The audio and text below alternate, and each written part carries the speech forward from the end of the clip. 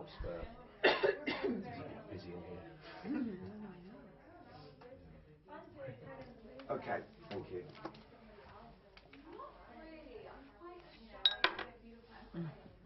Ready? Yes. Sophia, it's a pleasure to see you to talk about the Bling Ring. Thank you. I thought it was quite interesting the choice you made in the tone of the film, because it could have easily been a reality TV style or a documentary style, but you purposefully chose this one. Tell us about it. Yeah, I wanted to make the film for the audience to experience what I thought these kids were, what they were experiencing, and make it feel real, and feel like the audience is really with them, and not look at it from a distance or make a joke out of it, and try to have that experience. For someone who loves fashion, how difficult was it to not glamorize the fashion aspect of the film? Well, I wanted it to be really show that the brands and fashion that they were into is really seductive, and make it all like candies that they want to get, so you understand what their drive was. But by the end have a different perspective, so that you have they can be thoughtful about it. What is fictionalized and what is totally real from the story?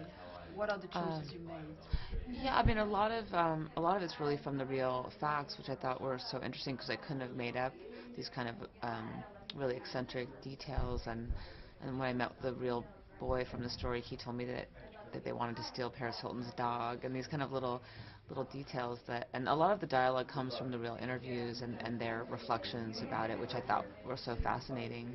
But then you put it all together and you imagine what it might have been like. This started as an LA story, but we see here in Cannes that it resonates internationally. Were you surprised, or was that what you expected?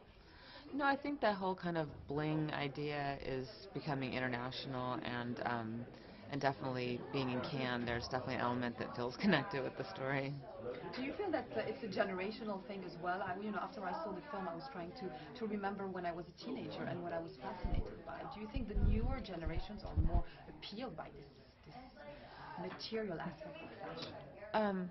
Yeah, I definitely think it's so different being a teenager now than when I was growing up, and especially without the internet and all the reality shows and these kind of reality stars celebrating all these brands for the kind of flashy status aspect, where when I was a kid, nobody had a designer bag or knew what that was. So I think it's just a part of this side of our culture that seems to be growing and growing, and I was curious to look at that. Were you very curious about also the social media and the role that it had in the whole story, and how it's changing a little bit, even cinema?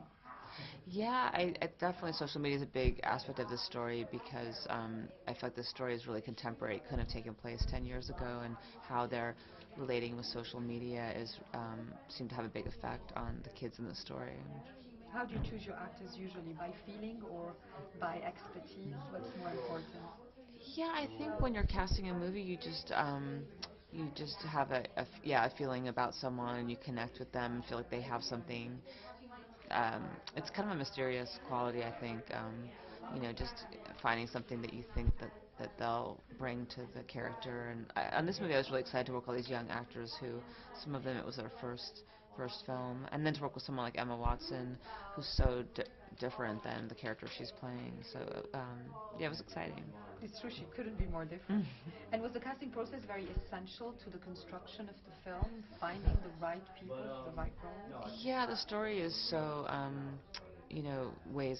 so based on this group of friends. So the casting was really the essential element of having this group of friends that each brought something to it and then worked well together as a group. Are you a director who likes to have muses for a movie, or does it depend on the film? To have actresses that inspire you for each film. Oh, sometimes when I'm writing, I'll think of a particular actor, but for this movie, I was thinking about the real characters that I was based it on, so they were really the ones that inspired the story, and then it was interesting to find actors that could fit into that. How would you describe a Cannes experience of taking a movie here? It's always exciting to come to Cannes with a movie that's always, a lot of people, an international audience, and it's very exciting. And, after working on a movie for a long time, to put it out in a way with an international audience is exciting, and I think helpful for a smaller movie like this. And what did you take out from the reaction of the audience or the public that came up to you and gave you feedback on the film? What was the thing that most resonated with them? I'm just kind of all taking it in, but mostly there was enthusiasm and excitement, and I feel like people really responded to our actors, and it makes me proud to be here with them and have their first Cannes experience. Yeah, I know. That's what makes it a reality TV at the end. Yeah, yeah. Thank you so much. Thank you. Thank you.